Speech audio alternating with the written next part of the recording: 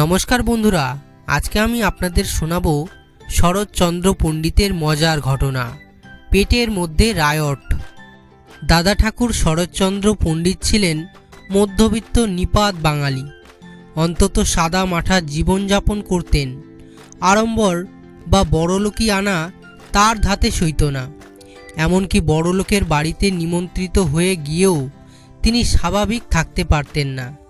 বড়লোকের নিমন্ত্রণে তিনি প্রাণ খুঁজে পেতেন না। তিনি মেকি বড়লোকদের উপর হাড়ে চটা ছিলেন।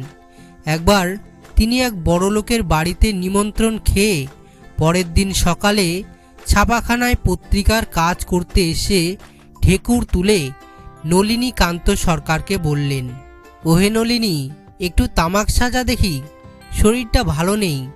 নলিনী জানতে চাইলেন, কেন, কি হলো? দাদা ঠাকুর বললেন, বুঝলে না, কালকের ওই ব্রাহ্মণ ভোজনের জের। সারা রাত পেট্রিয়ট হয়ে ছটপট করেছি বিছানায় পড়ে। নলিনী অবাক হয়ে জিজ্ঞাসা করলেন, কি বললেন? পেট্রিয়ট হয়ে? সেটা আবার কি?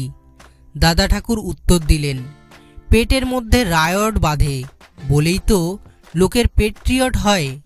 আসলে লুচি, মাছ, মাংস, পোলাও, মিষ্টি সব পেটের মধ্যে ঢুকে পড়ায় সেই সব অপরিচিতদের দেখে যারা পেটের স্থায়ী বাসিন্দা, ডাল ভাত চচ্চড়িরা একসঙ্গে স্থ আর ইউহু আর ইউ বলে চিৎকার করে রায়ট বাঁধিয়ে দিল। সারা রাত পেটের মধ্যে কি হট্টগোল! আমি তো সহ্যই করতে পারিনি, কষ্ট পেয়েছি। তোমার কাছে যখন এলুম তখন একবার ঢেকুরের মধ্য দিয়ে হু আর ইউ বলে ছ্যাঁক ছাড়ল, শুনতে পেলে না? একথা শুনে নলিনী কান্ত হেসে উঠলেন।